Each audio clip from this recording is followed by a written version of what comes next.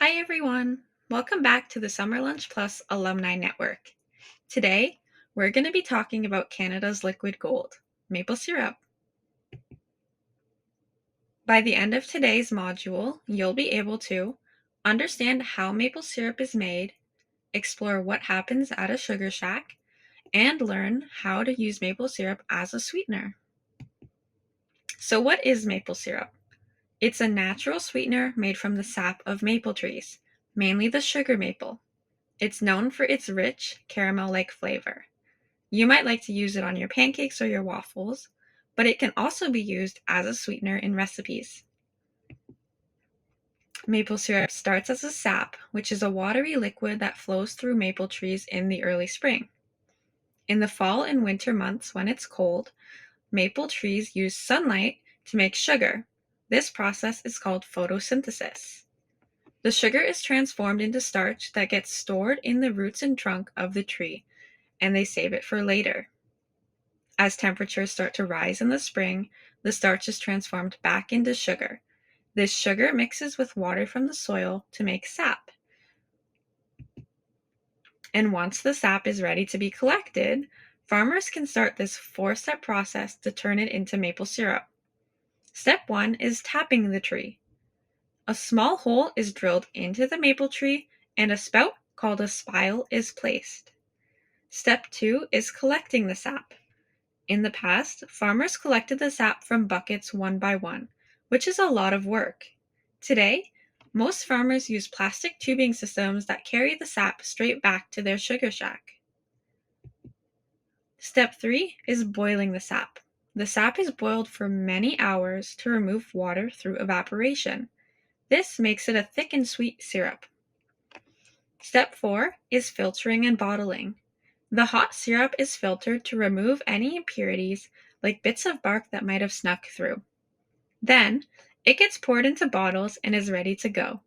Fun fact, it takes about 40 liters of sap to make just 1 liter of maple syrup. And maple syrup has been around for hundreds of years. Long before European settlers arrived in Canada, Indigenous peoples discovered that maple trees produced a sweet sap. They collected the sap and boiled it down into syrup using hot stones.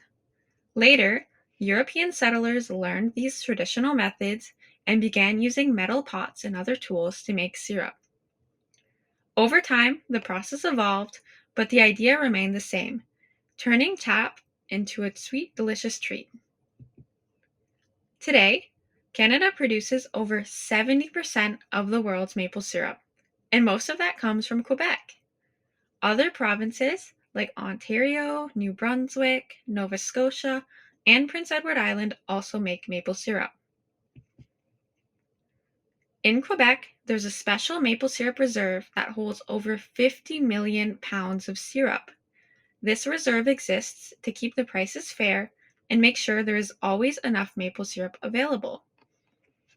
Did you know, back in 2011 and 2012, thieves stole $18.7 million worth of maple syrup from Quebec's reserve by secretly draining the barrels and replacing it with water or leaving the barrels empty.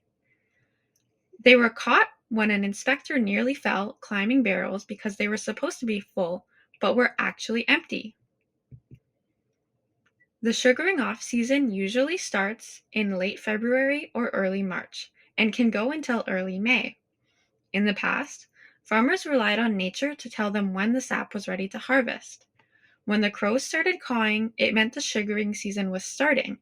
But once woodpeckers began pecking at the buckets, it meant the season was coming to an end. Some farmers even believe that tapping the tree under a full moon makes the sap flow better, and they call it a sugar moon. Visiting a sugar shack is like stepping back in time. Many try to keep the experience as traditional as possible. You might get to participate in fun activities like riding in a horse-drawn sleigh, walking or snowshoeing through the forests, eating tasty French Canadian foods, or making maple taffy. At a sugar shack, maple syrup is the star of the show. Here are some of the classic foods that might be on the menu: a warm bowl of pea soup, savory dishes like maple glazed ham, baked beans, fried pork rinds, meat pie, and more. And of course, we can't forget about dessert. You might try a nice fluffy stack of pancakes, sugar pie, maple taffy, or pudding chômeur, which is a maple pudding cake. If you want to experiment using maple syrup as a sweetener, here are some tips. Remember, maple syrup has a richer taste and can change the taste of your recipe. It's also important to know that 3/4 cup of maple syrup is equal to 1 cup of regular table sugar. Lastly, because maple syrup is a liquid, you might need to adjust the amount of other liquids like milk or water in your recipe by 1/4 cup. Lots of people use maple syrup or other natural sweeteners like honey or agave instead of refined sugar like white or brown sugar. But does that make them better for you? Let's compare. On the left, we have natural sweeteners like maple syrup, honey, and agave. On the right, we have refined sugars like table sugar. Natural sweeteners go through less processing, which means that they go through less transformations to get to their final product.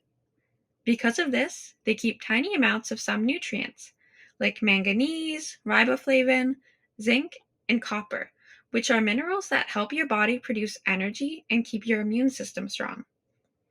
Natural sweeteners also have a lower glycemic index, which means that they have a slower impact on your blood sugar. This can be beneficial for people who need to pay attention to their blood sugars. Natural sweeteners also have a unique flavor and can taste sweeter than regular table sugar, so you might not need to use as much to get that same sugary taste. However, refined sugars like white or brown sugar are often more affordable and cost-effective options. Something all of these sweeteners have in common is that they all give your body energy and they're all best enjoyed in small amounts. At the end of the day, no matter which sweetener you choose, they all break down into the same thing in your body, which is glucose that gives you energy. As long as you're enjoying sweeteners in moderation, the best choice is the one you like the most and that makes the most sense in your recipe. In the grocery store, you might see some imitation syrups. These are made in factories and will not have all the benefits we just talked about. So how do we know if it's authentic? You can check the label. Imitation syrups might be called breakfast syrup or pancake syrup. If you want real maple syrup, look for bottles that say pure or 100% maple syrup. To wrap up, today we learned about maple syrup season in Canada, how maple syrup is made from tree sap, what happens at a sugar shack, and the difference between maple syrup, other sweeteners, and imitation syrups. Thanks for tuning in, chefs. We hope you enjoyed this module on the significance of maple syrup. Don't forget to visit summerlunchplus.com, our Instagram, and our YouTube channel with your family to stay up to date on more content, like delicious recipes. Please leave us any comments or questions or email us at summerlunchprograms@gmail.com. We're excited to cook with you soon. Until next time, happy cooking and don't forget, full bellies, full minds.